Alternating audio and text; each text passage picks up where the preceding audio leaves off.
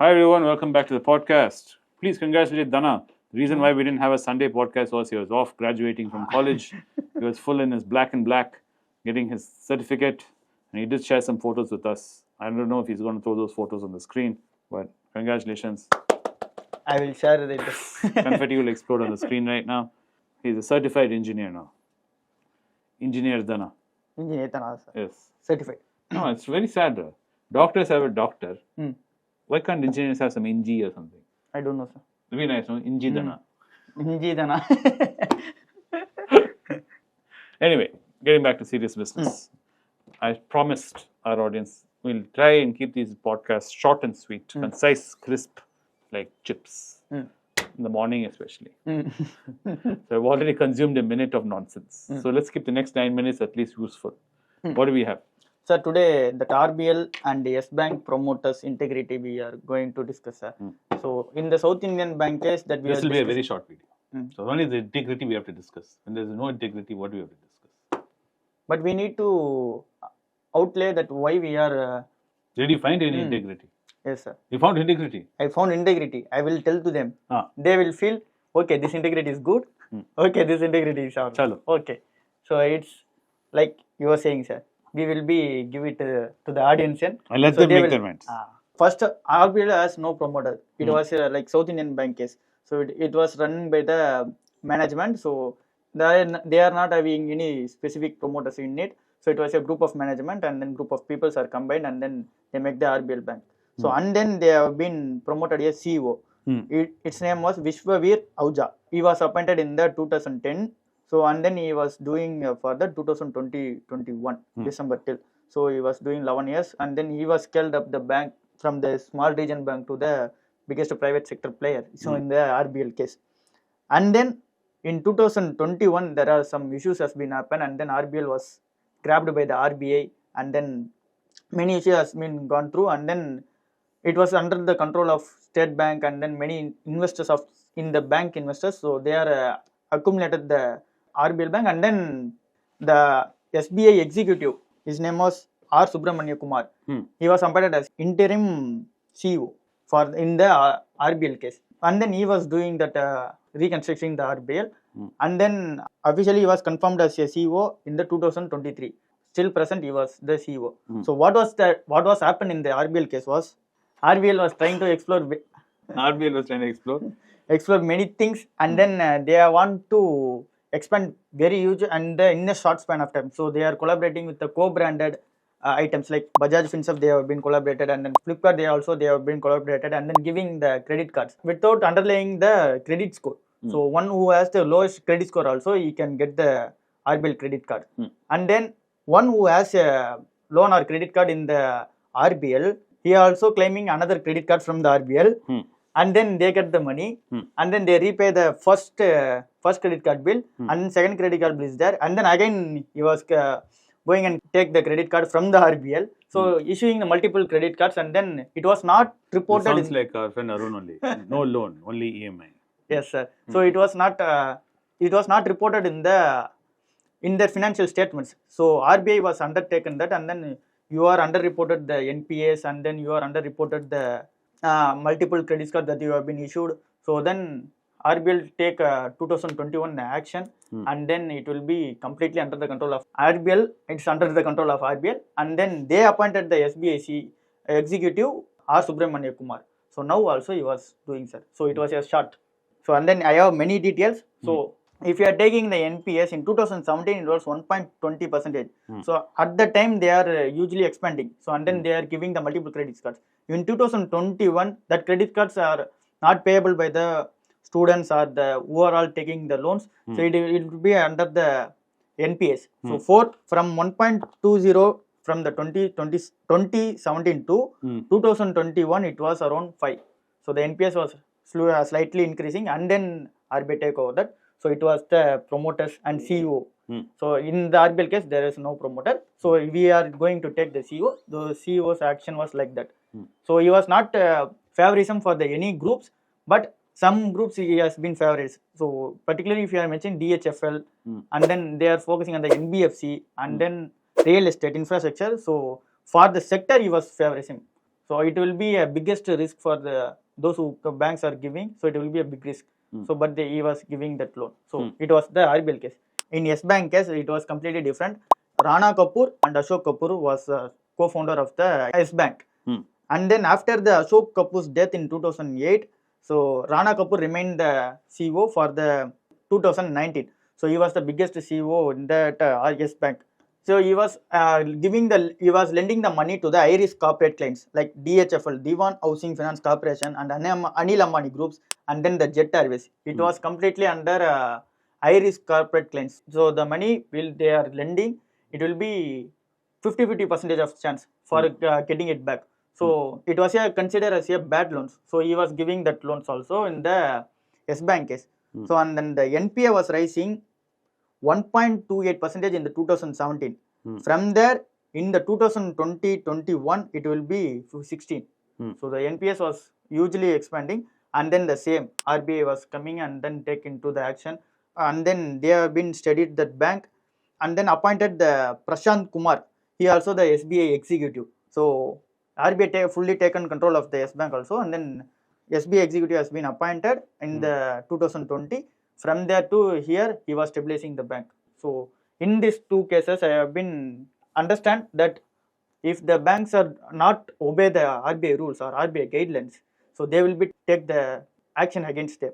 So and then they will be take control of them, and then their group of stocks are their holdings in their company that will be dilute because of the NPS, and then the new investors had to take charge. So in the Yes Bank case, RBI was issuing that moratorium on policy. So it was to stabilize the bank. That policy was getting into the point. So that will express like you are not withdraw maximum amount of limit. So the Yes Bank, if you are a bank holder or if you are a client, you can only withdraw 50,000 per day. So it will be a limit. So to protect the liquidity in the bank. If the bank is in a severe case, so many of them can be easily withdraw the money, and then there will be no deposit. The bank will be bank corruption. So it will be happen. For that, the moratorium was invented. So that moratorium part was and then something happened in the Yes Bank. Correct. See, from all this, what you learn, this doesn't only happen in private sector banks. This happens in government banks too. You'll hear about a branch where one branch was rotating gold loan, creating fake accounts to show inflating, because the problem all lies because of shareholders. Shareholders demand banks become profitable, and they start squeezing the guy running the bank. The guy who's running the bank in turn will squeeze everybody below him, saying we need to show profits. So to show profits, guys will get under pressure. If you don't show profit, you lose your job. When that situation happens, they'll think of devious ways to improve business. And this is what it leads to. It finally boils down to greed. Before, in the past, the people running the bank were not owners of the bank. That means if you are the bank manager or if you are the CEO of the bank, you cannot own shares of the bank. Somewhere along the line, those rules were removed. Those guardrails were removed. Now even bank employees can be owning the bank shares. So now in that situation, what happens? Everyone looking at the stock price wants the stock price to go up. And in that situation, it leads to this kind of behavior. So if RBL owner, they're running the bank, had no interest in terms of stock in the bank, or Yes Bank owner had no interest of stock in the bank, the owner is separate from the guy running the bank, and the guy running the bank has no stock or interest in the bank other than keeping the bank running and good, most of these problems don't exist. So most of this boils down to greed, and it boils down to unnecessary, not unnecessary, unbelievably unrealistic expectations from investors on bank performance. Like now, our own guys who are buying South Indian Bank, they're like constantly saying, when will it become 40? when will it become 60? Will it become 100? By next month? Next year? At least next year will it become 100? That kind of pressure will make banks behave poorly. What you should always hope for as a value investor is management is good, things are running smoothly, things are great. Let the growth be slow. Doesn't matter. If it's CAGR 12%, 15%, we are happy with it. Let's not demand these unbelievably unrealistic. So if you are forcing like that, the shareholder, public shareholder, if you are forcing like that, then it will be happen. So they need to Yes. give the. One day, we are still thinking, where am I forcing? You are not forcing. We are nobody. We can't force ourselves to do anything, let alone banks. So I'm talking about guys who have much bigger holdings in the shareholders. Your FIIs, your DIs, they'll be leaning on the bank. So that's the issue. So in the same case also in Yes Bank, it's completely under the bankruptcy in the 2021. After that COVID, the NPA was rising to 1 to 16, and then RBI was coming, and then the policy has been happened momentum, and then the withdrawal limit has been set up, and then RBI giving it the bank to the other banks, other investors bank like ICICI, HDFC. They are They've investing done the this money. in the past, where the bank fails and the RBI will step inside and force a merger with another bank. It's not only in India, this happened in the US, it's happened in Europe. These things happen. Even in Indian history, everyone likes to think Nehru was nationalizing things in India. Nehru did not want to nationalize things in India. Insurance companies were failing in private sector, so he nationalized insurance. Okay. Airlines he nationalized because Birla tried to make an airline like how the Tatas were doing. It went bankrupt. And the Birlas reached out to Nehru and told him we should probably nationalize these things. So he nationalized. Banking sector was not nationalized by Nehru. That Indira Gandhi did later. So no one wants to nationalize these things. But when things start failing and collapsing, then the government has to step in and stabilize these things. Same in the case of banks and what RBI does. Nobody wants to get inside and, ruin the fun. But if people don't follow the rules, what do you expect the bank? Guys running the institution. End of the day, you want a stable country. Anyway, I think we have grinded enough salt on this.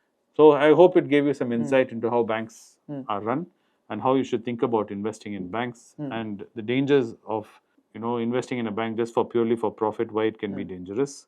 So I hope that gave you some insight. Thanks for watching. இன்னொன்று எனக்கு இந்த விஷயம் மட்டும் add பண்ணுங்க. அந்த multiple credit card சொன்னாங்கல்ல, அது நான் சொன்னல, அது வந்து இந்த ஆர்பிஐலும் பண்ணியிருக்காங்க, எஸ் பேங்க்கும் பண்ணியிருக்காங்க. ஸோ அதை மட்டும் நீங்கள் இன்னொரு வாட்டி சொல்கிறீங்க. Yeah, and this whole notion of issuing the same person multiple credit cards and then getting jammed up because a person doesn't pay and the person is doing round robin with the credit cards. A guy who has only 20,000 rupees salary has 4 credit cards with 5 lakhs. And, he's rotating it happily one to the other with free cash flow. It's just crazy. This is something similar that's happened in microfinance. And that's what's led to the fiasco of the microfinance sector. We saw what happened with RBL and finally now it's been cleaned up. And why we're not looking at RBL is because still the poison is there in the system, that in NPA. Till all that gets flushed out, we'll have to investors wait and watch till all that gets leaves the system. Once that leaves the system, then we can look at the RBL management and of course then take it into consideration if we should be keeping that on our list or not. So this is what you should be aware of when all these things come to fruition. Yes, sir.